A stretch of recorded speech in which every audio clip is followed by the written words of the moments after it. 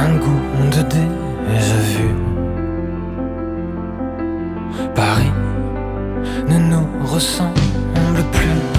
Sans attendre, je réunis quelques affaires.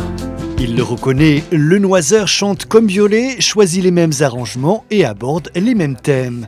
Son premier album s'inscrit totalement dans celui de son mentor spirituel, La Superbe. Mais malgré ses similitudes évidentes, le poète écorché nous a touchés en plein cœur. Il serait dommage de le réduire uniquement à cette influence, car au fur et à mesure de l'écoute du bout des lèvres, se révèle un univers bien plus singulier qu'il n'y paraît. Nous avons eu l'occasion de rencontrer Simon Campocasso, alias Lenoiseur. Alors Lenoiseur, c'est ma mère qui m'appelait comme ça quand j'étais enfant, parce que j'aimais bien, j'étais turbulent, je faisais plein de bêtises et donc elle m'appelait Lenoiseur, celui qui cherche des noises. Et quand j'ai voulu faire mon disque, j'ai eu envie d'avoir un pseudonyme parce que mon nom est un peu compliqué, donc j'ai choisi ce pseudo, Lenoiseur. Viens un peu plus près de moi.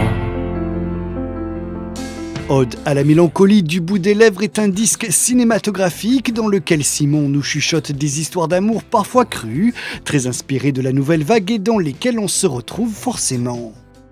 Mes goûts cinématographiques, j'aime beaucoup. J'ai été influencé par Truffaut, par les films de Godard, films de la nouvelle vague et puis de choses plus récentes. Mais oui, le cinéma, moi j'ai commencé par faire des musiques de films, donc c'est vraiment le cinéma, c'est vraiment un truc important dans ma vie artistique et donc je suis content que ça se ressente dans le disque. L'influence du cinéma dans le disque, elle est présente dans la mesure où j'avais envie de faire un disque qui soit un peu à cheval entre plusieurs disciplines. J'avais envie qu'on soit un peu au cinéma avec des chansons parlées, un peu à la manière de voix off, avec une musique en fond.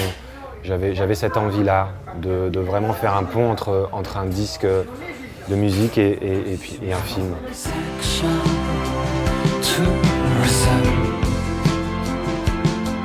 Dans la nuit à l'oreille, tu m'as dit. Ce disque, commencé en 2009, est né le jour où Simon a vu le mot « fin » s'inscrire trop vite au générique de sa relation amoureuse. Mais point d'aigreur, du bout des lèvres respire le romantisme. Là, ce disque est très romantique, ouais, mais au sens de quelqu'un qui va jusqu'au bout des choses, sans faire de concessions. Et oui, c'est ça ce disque. Les premières chansons, je les ai écrites dans un moment un peu compliqué de ma vie. Vers la fin d'une histoire d'amour assez importante qui se terminait. Et j'avais besoin grâce à la musique, grâce à l'écriture, j'ai trouvé une manière de supporter, de dépasser ça. Et alors le disque ne raconte pas que cette histoire, mais il en est beaucoup question. Et ça a été, oui, effectivement, un peu un déclencheur. Je pense que j'aurais de toute façon fait de la musique, mais ça a été un déclencheur, cette histoire. Entends-tu les crissements de mon anglaise au curbège en mouvement? Section tourism. Sur ce disque porté par une écriture bouleversante, Lenoiseur se met à nu et nous livre ses souvenirs douloureux et sentimentaux, mais toujours dans la lumière, fût-elle sombre. Pour en savoir plus sur Simon qui se cache derrière Lenoiseur, nous l'avons soumis au traditionnel jeu de la boîte à questions. Tokyo, c'est une ville que j'aime. Vespa parce que ça va partout, ça file partout et c'est beau.